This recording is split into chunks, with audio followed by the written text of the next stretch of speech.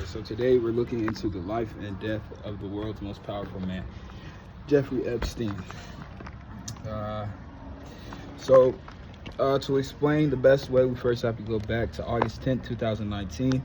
This is when Jeffrey Epstein was found dead around 6:30 a.m., ruled suicide by hanging.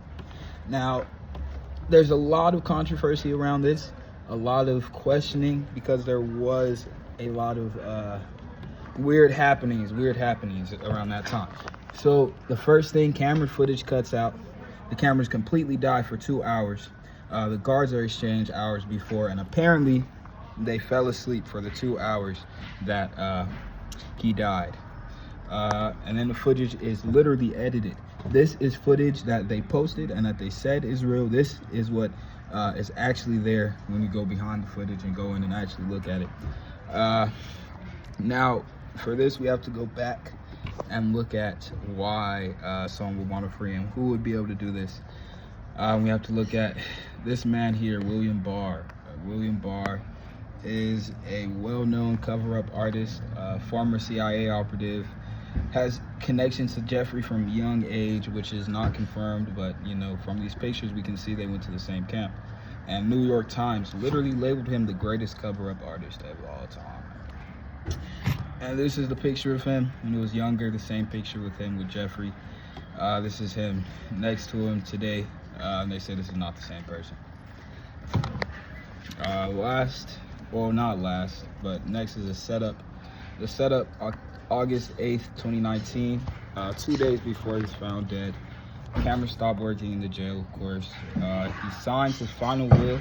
This is the more suspicious stuff, because he moves $577 million into a trust he created that same day. Remember that.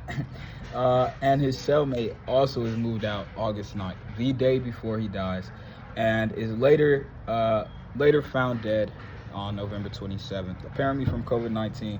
But after an interview with our William Barr, here's when he's found dead. So we have to look back even further to the government involvements. Government involvements. So when we're thinking about this, we have to think about the fact that the government has repeatedly done things like this in order to free people and make ourselves look better, our own government, using people, manipulating people, all of this. So in 1983, U.S. apologizes for helping Nazi war criminal Klaus Barbie escape prosecution to protect themselves. And then below that, we have all of the names, well, not all of the names, a few names of people he was associated with, which it speaks for itself.